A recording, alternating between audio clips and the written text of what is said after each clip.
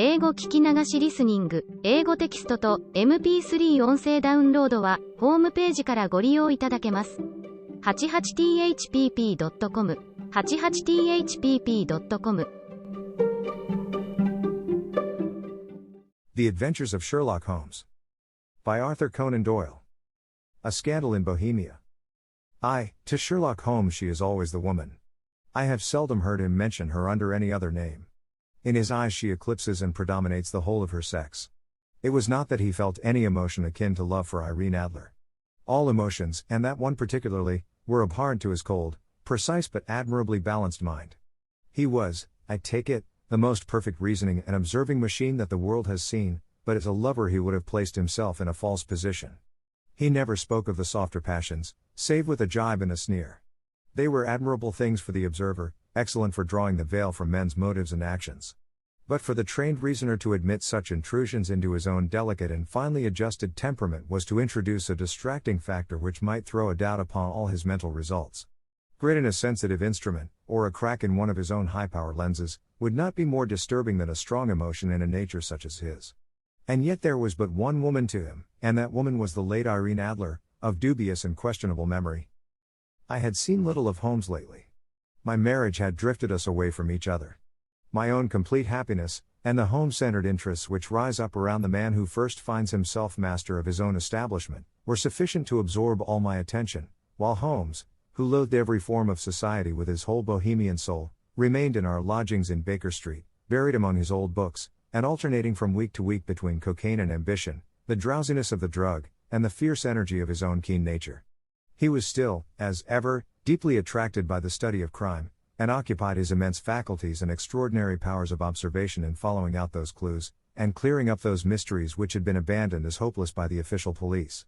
From time to time I heard some vague account of his doings, of his summons to Odessa in the case of the Trepoff murder, of his clearing up of the singular tragedy of the Atkinson brothers at Trincomalee, and finally of the mission which he had accomplished so delicately and successfully for the reigning family of Holland. Beyond these signs of his activity, however, which I merely shared with all the readers of the daily press, I knew little of my former friend and companion. One night, it was on the 20th of March, 1888, I was returning from a journey to a patient, for I had now returned to civil practice, when my way led me through Baker Street. As I passed the well-remembered door, which must always be associated in my mind with my wooing, and with the dark incidents of the Study in Scarlet, I was seized with a keen desire to see Holmes again, and to know how he was employing his extraordinary powers. His rooms were brilliantly lit, and, even as I looked up, I saw his tall, spare figure pass twice in a dark silhouette against the blind. He was pacing the room swiftly, eagerly, with his head sunk upon his chest and his hands clasped behind him.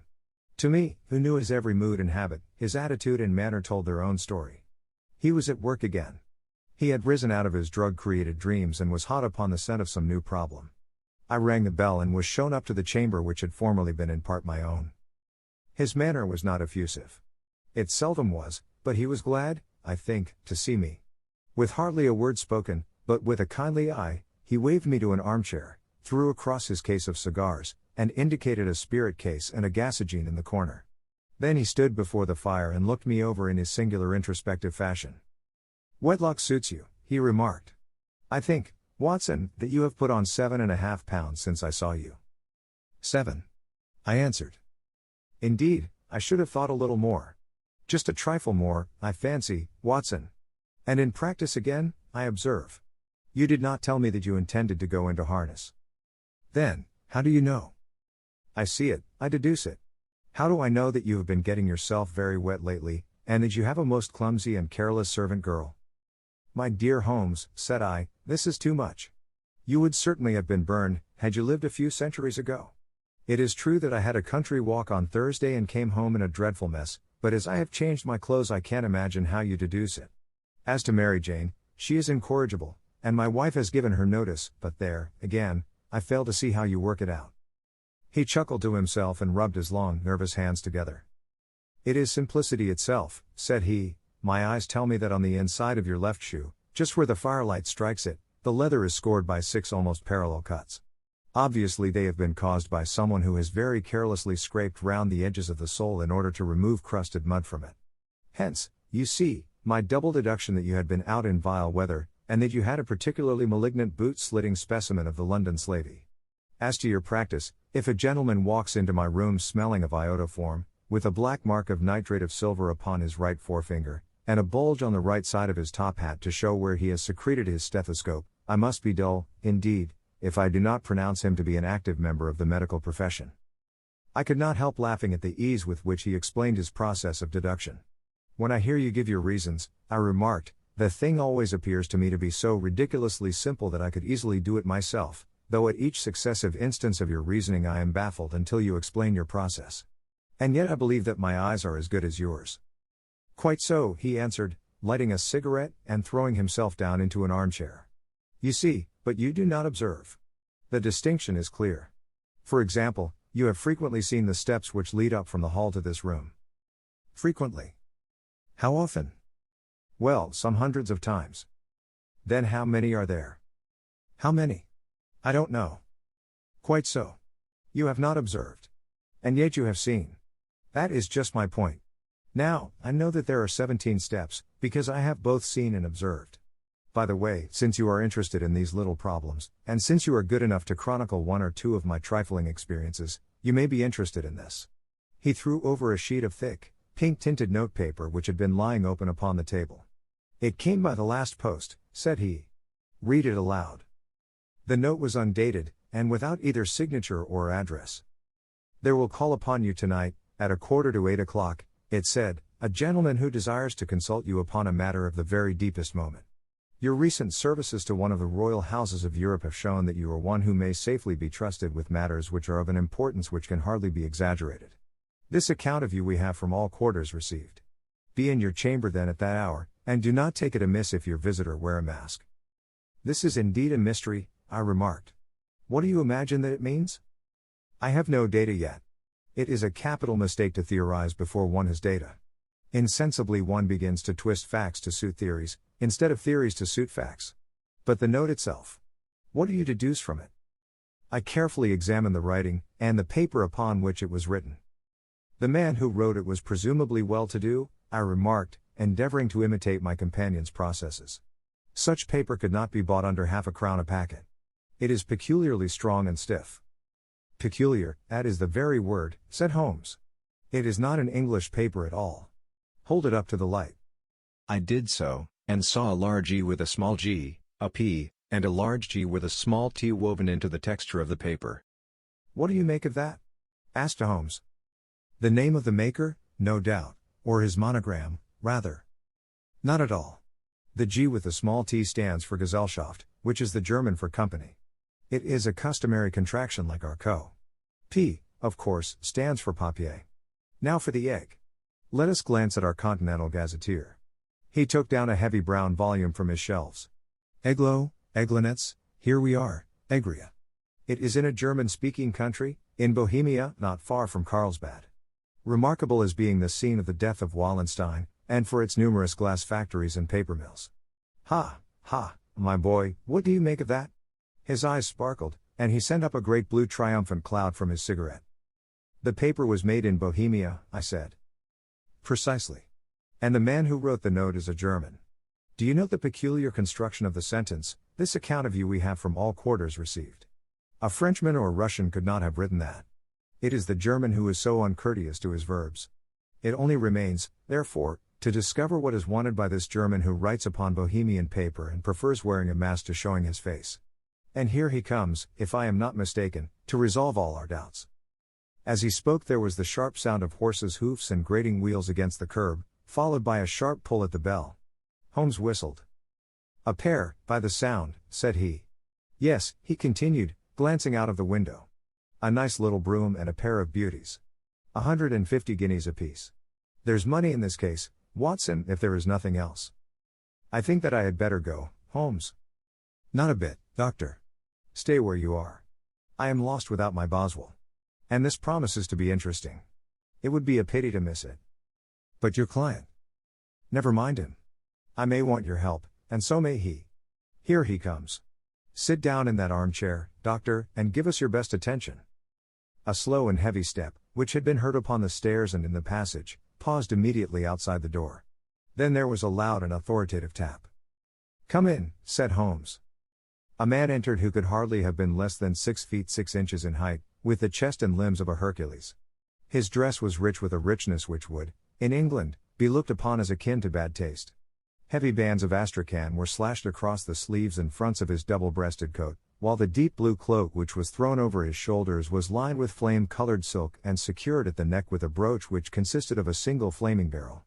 Boots which extended halfway up his calves, and which were trimmed at the tops with rich brown fur, completed the impression of barbaric opulence which was suggested by his whole appearance. He carried a broad-brimmed hat in his hand, while he wore across the upper part of his face, extending down past the cheekbones, a black visored mask, which he had apparently adjusted that very moment, for his hand was still raised to it as he entered. From the lower part of the face he appeared to be a man of strong character, with a thick, hanging lip, and a long, straight chin suggestive of resolution pushed to the length of obstinacy. "You had my note?" he asked with a deep harsh voice and a strongly marked German accent. "I told you that I would call." He looked from one to the other of us, as if uncertain which to address. "Pray take a seat," said Holmes. "This is my friend and colleague, Dr. Watson, who is occasionally good enough to help me in my cases. Whom have I the honor to address?" "You may address me as the Count von Krom, a Bohemian nobleman. I understand that this gentleman, your friend, is a man of honor and discretion, whom I may trust with a matter of the most extreme importance. If not, I should much prefer to communicate with you alone." I rose to go, but Holmes caught me by the wrist and pushed me back into my chair. "It is both, or none," said he. "You may say before this gentleman anything which you may say to me." The Count shrugged his broad shoulders. "Then I must begin," said he, "by binding you both to absolute secrecy for 2 years. At the end of that time the matter will be of no importance. At present it is not too much to say that it is of such weight it may have an influence upon European history." "I promise," said Holmes. "And I." "You will excuse this mask," continued our strange visitor. "The august person who employs me wishes his agent to be unknown to you, and I may confess at once that the title by which I have just called myself is not exactly my own." "I was aware of it," said Holmes dryly. "The circumstances are of great delicacy, and every precaution has to be taken to quench what might grow to be an immense scandal and seriously compromise one of the reigning families of Europe. To speak plainly, the matter implicates the great house of Ormstein, hereditary kings of Bohemia." "I was also aware of that," murmured Holmes, settling himself down in his armchair and closing his eyes. Our visitor glanced with some apparent surprise at the languid, lounging figure of the man who had been no doubt depicted to him as the most incisive reasoner and most energetic agent in Europe. Holmes slowly reopened his eyes and looked impatiently at his gigantic client. "If your Majesty would condescend to state your case," he remarked, "I should be better able to advise you." The man sprang from his chair and paced up and down the room in uncontrollable agitation. Then, with a gesture of desperation, he tore the mask from his face and hurled it upon the ground. "You are right," he cried, "I am the king. Why should I attempt to conceal it?" "Why, indeed?" murmured Holmes. "Your Majesty had not spoken before I was aware that I was addressing Wilhelm Gottsreich Sigismund von Ormstein, Grand Duke of Kassel-Felstein, and hereditary King of Bohemia." "But you can understand," said our strange visitor, sitting down once more and passing his hand over his high white forehead, "you can understand that I am not accustomed to doing such business in my own person. Yet the matter was so delicate that I could not confide it to an agent without putting myself in his power. I have come incognito from Prague for the purpose of consulting you." "Then, pray consult," said Holmes, shutting his eyes once more. "The facts are briefly these. Some 5 years ago, during a lengthy visit to Warsaw, I made the acquaintance of the well-known adventuress, Irene Adler. The name is no doubt familiar to you." "Kindly look her up in my index, Doctor," murmured Holmes without opening his eyes. For many years he had adopted a system of docketing all paragraphs concerning men and things, so that it was difficult to name a subject or a person on which he could not at once furnish information.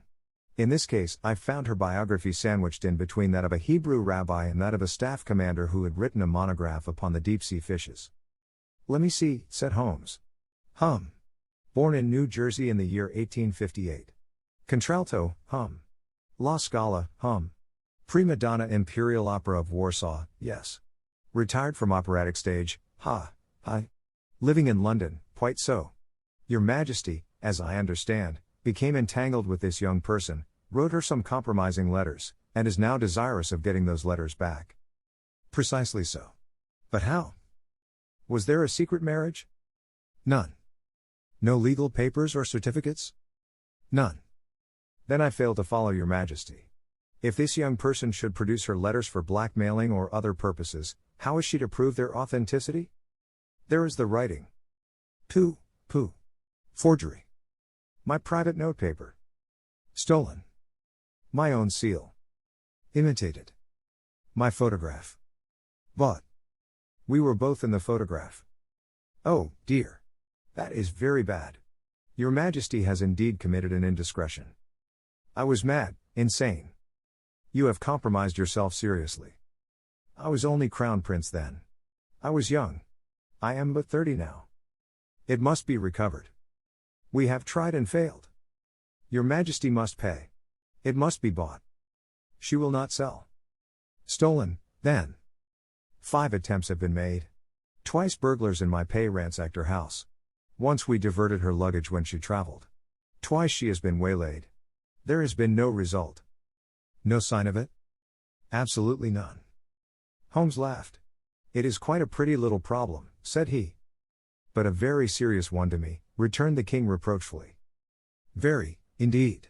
And what does she propose to do with the photograph? To ruin me. But how? I am about to be married. So I have heard. To Clotilda Lothman von Saxe-Meiningen, second daughter of the King of Scandinavia. You may know the strict principles of her family. She is herself the very soul of delicacy. A shadow of a doubt as to my conduct would bring the matter to an end.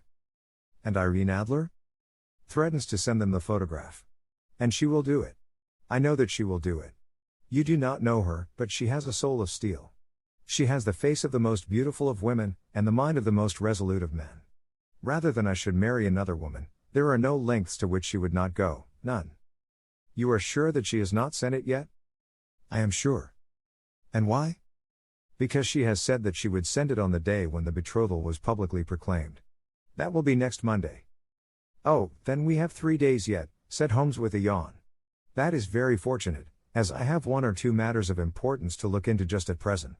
Your Majesty will, of course, stay in London for the present? Certainly. You will find me at the Langham under the name of the Count von Krom. Then I shall drop you a line to let you know how we progress. Pray do so. I shall be all anxiety. Then, as to money? You have carte blanche. Absolutely? I tell you that I would give one of the provinces of my kingdom to have that photograph. And for present expenses? The king took a heavy chamois leather bag from under his cloak and laid it on the table. There are £300 in gold and 700 in notes, he said. Holmes scribbled a receipt upon a sheet of his notebook and handed it to him. And Mademoiselle's address? He asked. Is Bryony Lodge, Serpentine Avenue, St. John's Wood. Holmes took a note of it. One other question, said he. Was the photograph a cabinet? It was. Then, good night, Your Majesty, and I trust that we shall soon have some good news for you.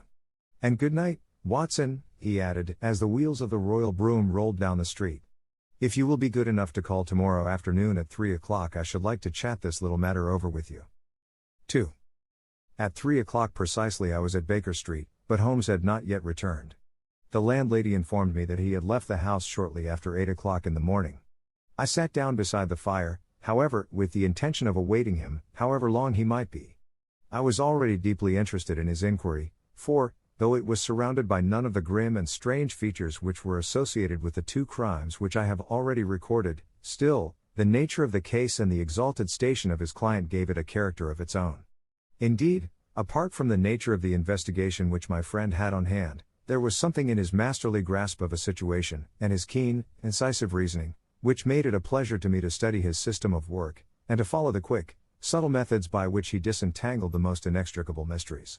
So accustomed was I to his invariable success that the very possibility of his failing had ceased to enter into my head. It was close upon 4 before the door opened, and a drunken-looking groom, ill-kempt and side-whiskered, with an inflamed face and disreputable clothes, walked into the room. Accustomed as I was to my friend's amazing powers in the use of disguises, I had to look 3 times before I was certain that it was indeed he. With a nod he vanished into the bedroom, whence he emerged in 5 minutes tweed-suited and respectable, as of old. Putting his hands into his pockets, he stretched out his legs in front of the fire and laughed heartily for some minutes. Well, really? He cried, and then he choked and laughed again until he was obliged to lie back, limp and helpless, in the chair. What is it? It's quite too funny. I am sure you could never guess how I employed my morning, or what I ended by doing. I can't imagine. I suppose that you have been watching The Habits, and perhaps The House, of Miss Irene Adler. Quite so, but the sequel was rather unusual. I will tell you, however. I left the house a little after 8 o'clock this morning in the character of a groom out of work. There is a wonderful sympathy and freemasonry among horsey men. Be one of them, and you will know all that there is to know. I soon found Bryony Lodge. It is a bijou villa, with a garden at the back, but built out in front right up to the road, 2 stories. Chubb locked to the door. Large sitting room on the right side, well furnished, with long windows almost to the floor, and those preposterous English window fasteners which a child could open. Behind there was nothing remarkable, save that the passage window could be reached from the top of the coach house. I walked round it and examined it closely from every point of view, but without noting anything else of interest. I then lounged down the street and found, as I expected, that there was a mews in a lane which runs down by one wall of the garden. I lent the ostlers a hand in rubbing down their horses, and received in exchange 2d, a glass of half and half, 2 fills of shag tobacco, and as much information as I could desire about Miss Adler, to say nothing of half a dozen other people in the neighborhood in whom I was not in the least interested, but whose biographies I was compelled to listen to. And what of Irene Adler? I asked. Oh, she has turned all the men's heads down in that part. She is the daintiest thing under a bonnet on this planet. So say the Serpentine Muse, to a man. She lives quietly, sings at concerts, drives out at 5 every day, and returns at 7 sharp for dinner. Seldom goes out at other times, except when she sings. Has only one male visitor, but a good deal of him. He is dark, handsome, and dashing, never calls less than once a day, and often twice. He is a Mr. Godfrey Norton, of the Inner Temple. See the advantages of a cabman as a confidant. They had driven him home a dozen times from Serpentine Mews, and knew all about him. When I had listened to all they had to tell, I began to walk up and down near Bryony Lodge once more, and to think over my plan of campaign.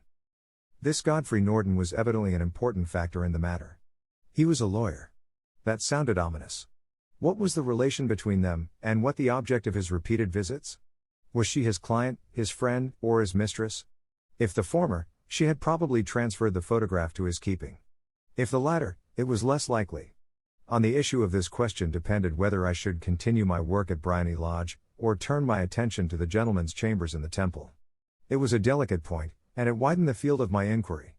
I fear that I bore you with these details, but I have to let you see my little difficulties, if you are to understand the situation. I am following you closely, I answered. I was still balancing the matter in my mind when a hansom cab drove up to Bryony Lodge, and a gentleman sprang out. He was a remarkably handsome man, dark, aquiline, and mustached, evidently the man of whom I had heard. He appeared to be in a great hurry, shouted to the cabman to wait, and brushed past the maid who opened the door with the air of a man who was thoroughly at home. He was in the house about half an hour, and I could catch glimpses of him in the windows of the sitting room, pacing up and down, talking excitedly, and waving his arms. Of her I could see nothing. Presently he emerged, looking even more flurried than before.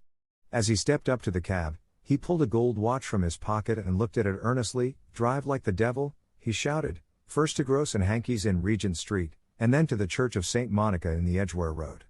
Half a guinea if you do it in 20 minutes. Away they went, and I was just wondering whether I should not do well to follow them when up the lane came a neat little landau, the coachman with his coat only half buttoned, and his tie under his ear, while all the tags of his harness were sticking out of the buckles. It hadn't pulled up before she shot out of the hall door and into it. I only caught a glimpse of her at the moment, but she was a lovely woman, with a face that a man might die for. The Church of St. Monica, John, she cried, and half a sovereign if you reach it in 20 minutes. This was quite too good to lose, Watson. I was just balancing whether I should run for it, or whether I should perch behind her landau when a cab came through the street. The driver looked twice at such a shabby fare, but I jumped in before he could object. The Church of St. Monica, said I, and half a sovereign if you reach it in 20 minutes. It was 25 minutes to 12, and of course it was clear enough what was in the wind. My cabby drove fast. I don't think I ever drove faster, but the others were there before us. The cab and the landau with their steaming horses were in front of the door when I arrived. I paid the man and hurried into the church. There was not a soul there save the 2 whom I had followed and a surpliced clergyman, who seemed to be expostulating with them. They were all 3 standing in a knot in front of the altar. I lounged up the side aisle like any other idler who has dropped into a church. Suddenly, to my surprise, The three at the altar faced round to me, and Godfrey Norton came running as hard as he could towards me. "Thank God," he cried. "You'll do. Come. Come." "What then?" I asked. "Come, man, come, only 3 minutes, or it won't be legal." I was half dragged up to the altar, and before I knew where I was, I found myself mumbling responses which were whispered in my ear, and vouching for things of which I knew nothing, and generally assisting in the secure tying up of Irene Adler, spinster, to Godfrey Norton, bachelor. It was all done in an instant, and there was the gentleman thanking me on the one side and the lady on the other, while the clergyman beamed on me in front. It was the most preposterous position in which I ever found myself in my life, and it was the thought of it that started me laughing just now. It seems that there had been some informality about their license, that the clergyman absolutely refused to marry them without a witness of some sort, and that my lucky appearance saved the bridegroom from having to sally out into the streets in search of a best man. The bride gave me a sovereign, and I mean to wear it on my watch chain in memory of the occasion. "This is a very unexpected turn of affairs," said I, "and what then?" Well, I found my plans very seriously menaced. It looked as if the pair might take an immediate departure, and so necessitate very prompt and energetic measures on my part. At the church door, however, they separated, he driving back to the temple, and she to her own house. "I shall drive out in the park at 5 as usual," she said as she left him. I heard no more. They drove away in different directions, and I went off to make my own arrangements. "Which are?" "Some cold beef and a glass of beer," he answered, ringing the bell. "I have been too busy to think of food, and I am likely to be busier still this evening.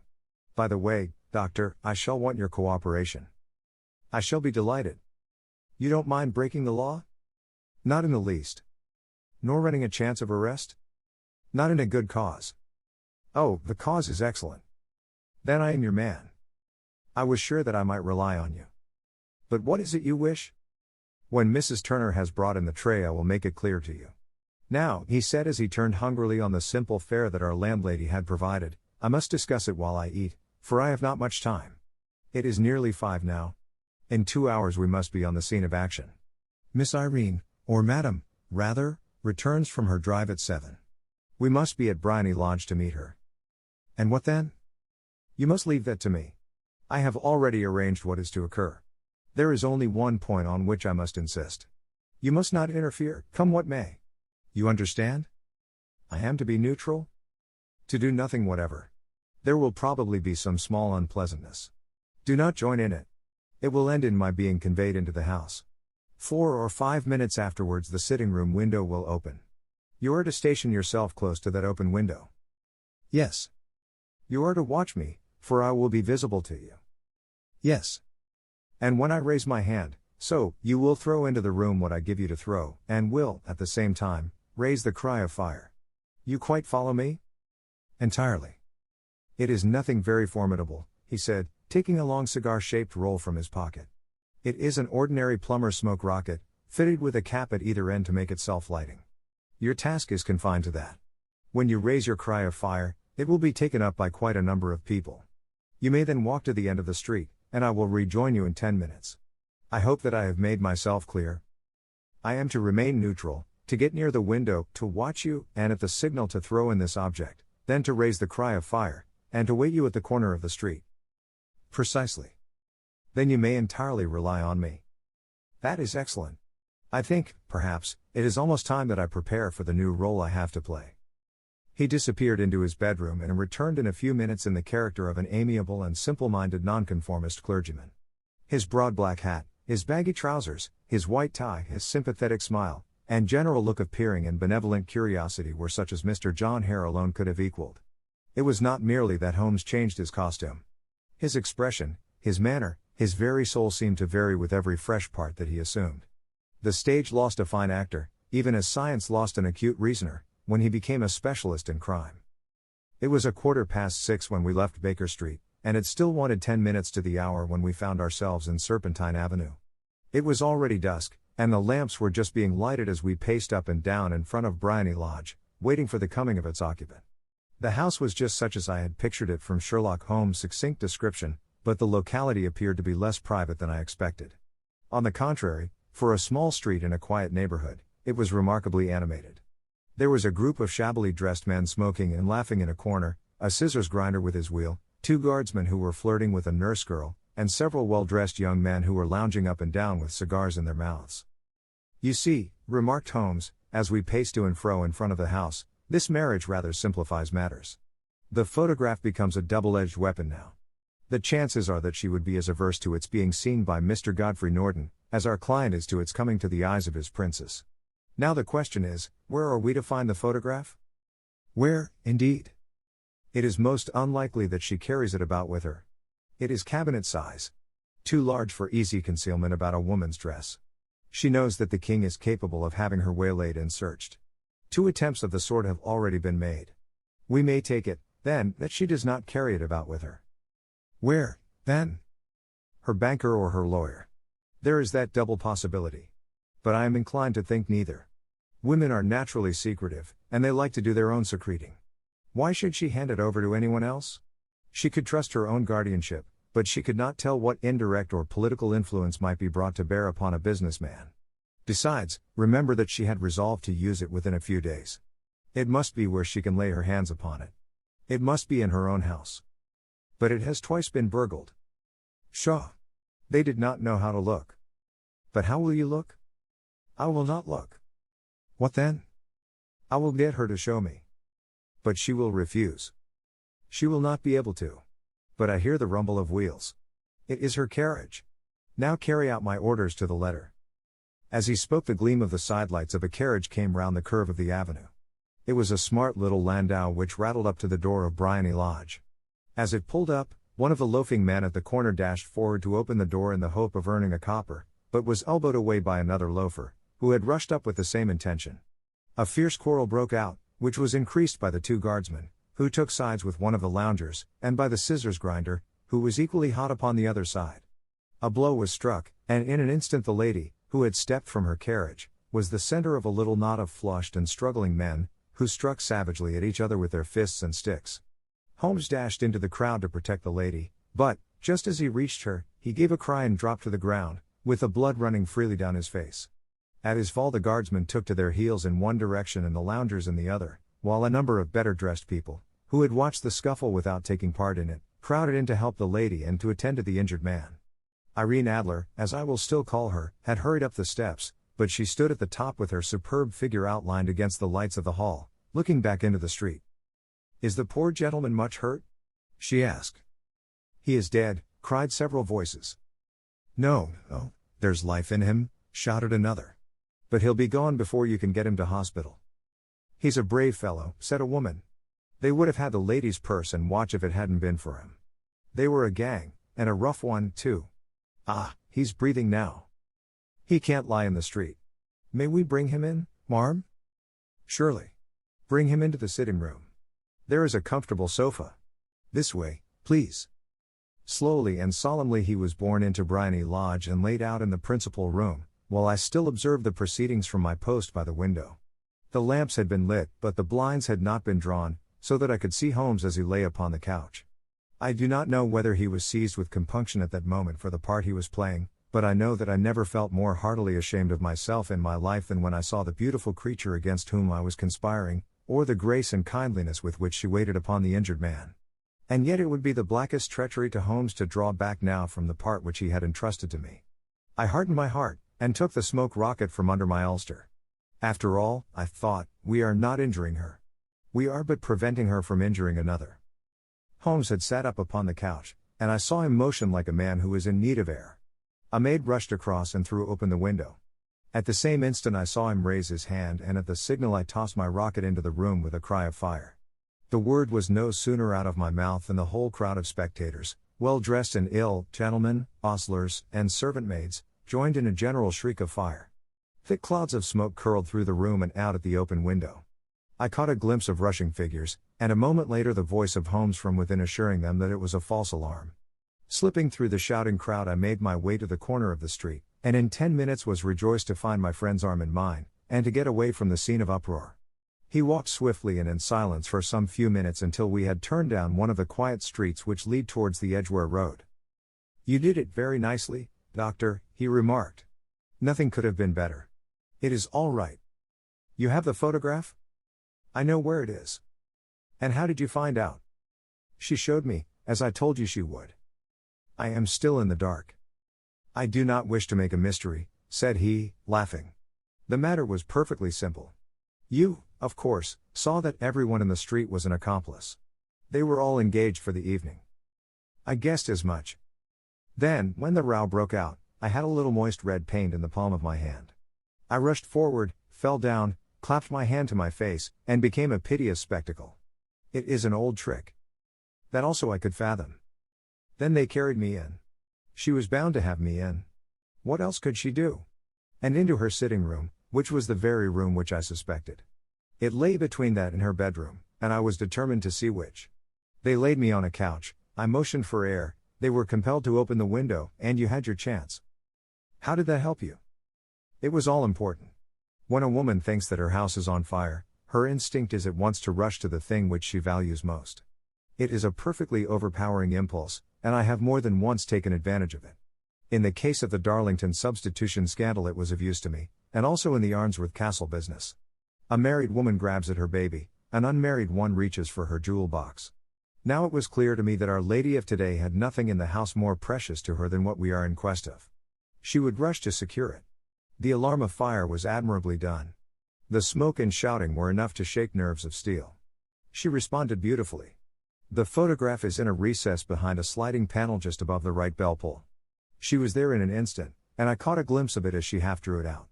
When I cried out that it was a false alarm, she replaced it, glanced at the rocket, rushed from the room, and I have not seen her since.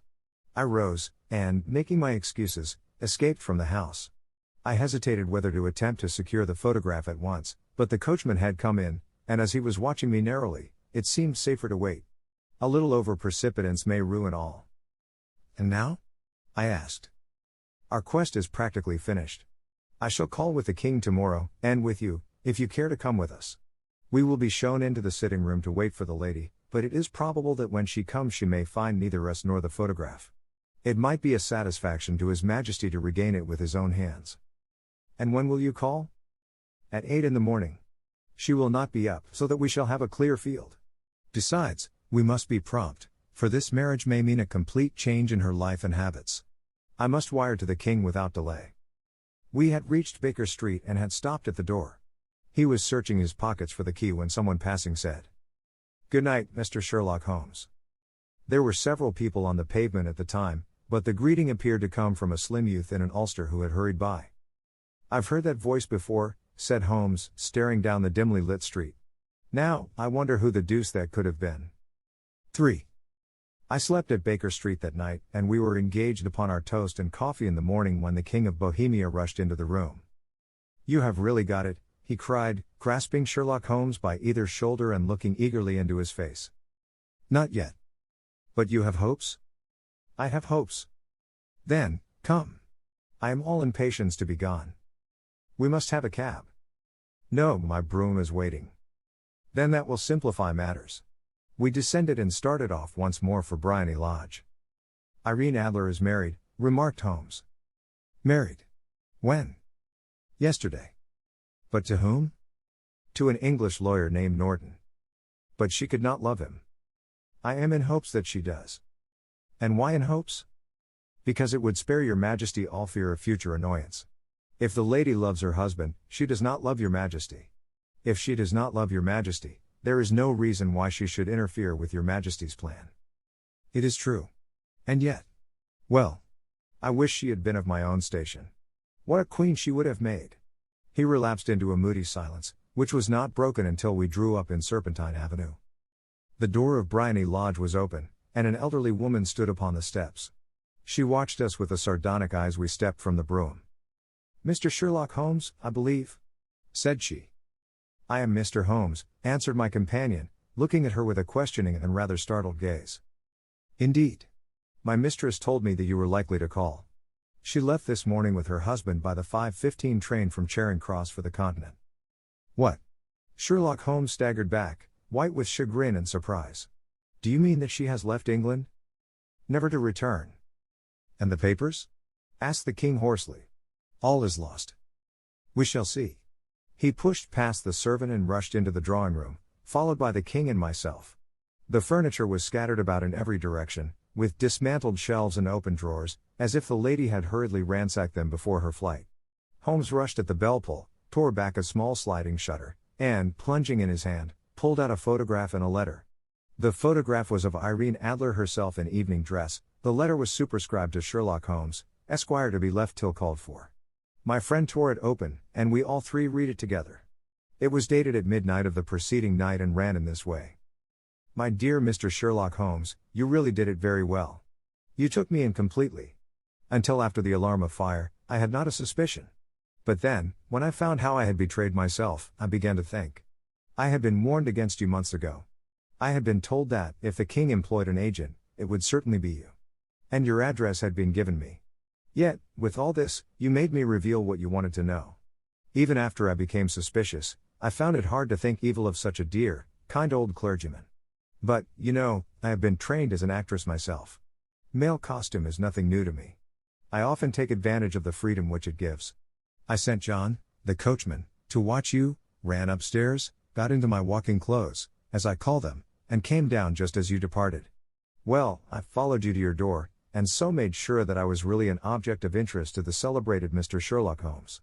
Then I, rather imprudently, wished you good night, and started for the temple to see my husband. We both thought the best resource was flight, when pursued by so formidable an antagonist, so you will find the nest empty when you call tomorrow. As to the photograph, your client may rest in peace. I love and am loved by a better man than he. The king may do what he will without hindrance from one whom he has cruelly wronged. I keep it only to safeguard myself, and to preserve a weapon which will always secure me from any steps which he might take in the future. I leave a photograph which he might care to possess, and I remain, dear Mr. Sherlock Holmes, very truly yours, Irene Norton, née Adler. What a woman, oh, what a woman, cried the King of Bohemia, when we had all three read this epistle. Did I not tell you how quick and resolute she was? Would she not have made an admirable queen? Is it not a pity that she was not on my level? From what I have seen of the lady, she seems, indeed, to be on a very different level to your Majesty, said Holmes coldly. I am sorry that I have not been able to bring your Majesty's business to a more successful conclusion. On the contrary, my dear sir, cried the king, nothing could be more successful. I know that her word is inviolate. The photograph is now as safe as if it were in the fire. I am glad to hear your Majesty say so. I am immensely indebted to you. Pray tell me in what way I can reward you. This ring, he slipped an emerald snake ring from his finger and held it out upon the palm of his hand. Your Majesty has something which I should value even more highly, said Holmes. You have but to name it. This photograph. The king stared at him in amazement. Irene's photograph, he cried. Certainly, if you wish it. I thank your Majesty.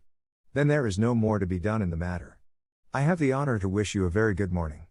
He bowed, and, turning away without observing the hand which the king had stretched out to him, he set off in my company for his chambers.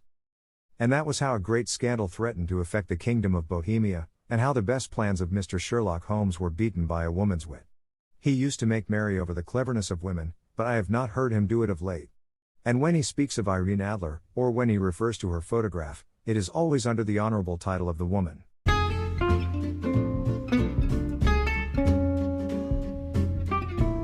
英語聞き流しリスニング、英語テキストと MP3 ダウンロード、その他の物語はホームページからお聞きいただけます。